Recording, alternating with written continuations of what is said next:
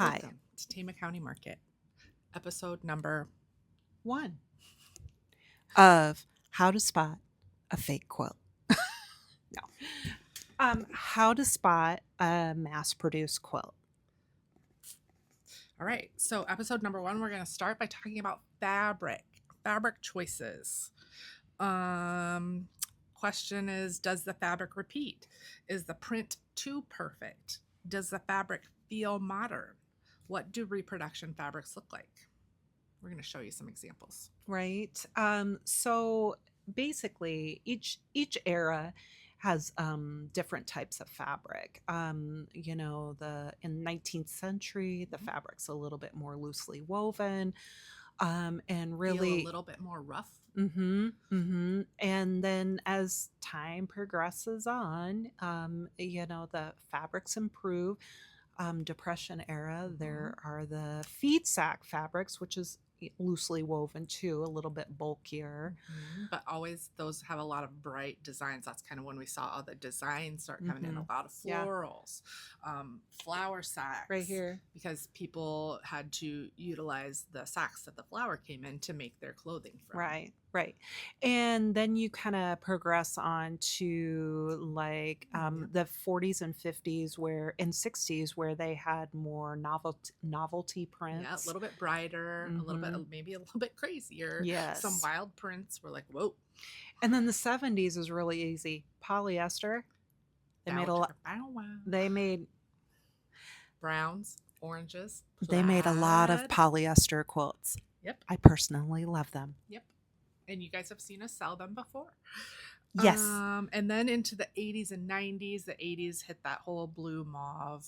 Yes. Kind of that chintzy. Yes. Floral. But I really want to say like in the 80s and the 90s, that's really when quilting started taking off. Strip quilting started taking off. Becoming more popular for just like everyone, I feel like, right? Yes.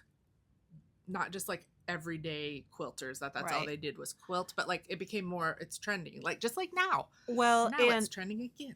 And also, people made their own clothes in the 60s, 70s, 80s, and even prior to that. So like my mom was a seamstress. So, you had rayon, chiffon, all these different wide ranges of fabrics that really don't work well in quilts, but people would try to incorporate them in. They didn't know that at the time. But now, quilt quality fabric, you can tell by the feel, and there's just such a wide range. They can print anything on a quilt or quilt fabric, like anything. I could design a pattern and have it printed and quilted or printed and sent back to me. Yeah. I make t-shirt quilts, memorial quilts for people. And, like these, I've been doing that for 20 years and that's different too. Yep. So the evolution of the fabrics is something, and that's something that's hard. I feel like that's hard for people to recognize until you've been around a lot of those fabrics and start to feel them and see them, and then you can kind of recognize. So that's something that will come with time and come with experience. Another thing too that is readily available to all of us is Google image search, the interweb. Yeah. So like we do it. Like if we have a question about a fabric or a pattern or anything, we take a picture of it and we look it up. And it usually will tell us like, or if we see it in a ton of recent quilts, we're like, yeah, that's a reproduction or, whatever. So fabric is one of the keys. Oh, Mindy's yawning. Yawning. Always. Yeah.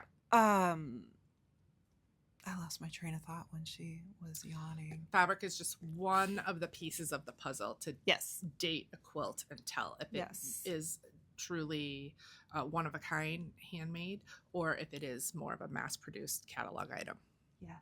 Yes. I'm not used to holding a... The other one I see is green now, so... No, I kind of like this. Oh, gosh, okay. I like this. Okay, we're not going to go to 2 mics. We're just going to hold the scissors. I would open them, but I'm afraid it would fly off. Indeed. So, down in the comments, if you have any questions, I hope that maybe enlightened you a little bit about fabric. Like, fabric is tough because we got 3 quilts from an estate, and yeah. and she was sure. Chris said, "Oh no, this cannot be old. They can't be." And then we looked through the book, and then we looked at the other 2 quilts that came with it, and indeed they were. And then then another, which we're going to talk about later, but helped us decide that they were true vintage, was the binding. Because binding now, you cut it at 2.5 inches and you fold it over and whatever. But like then, they were trying to use every little scrap that they have, so they like weren't going to waste 1/2-inch binding, 2.5 inches all the way around that curved quilt. corners, no, for a binding. So they were using what, like 1 inch, 1 1/4, and then they roll it up to like 1/8. I know.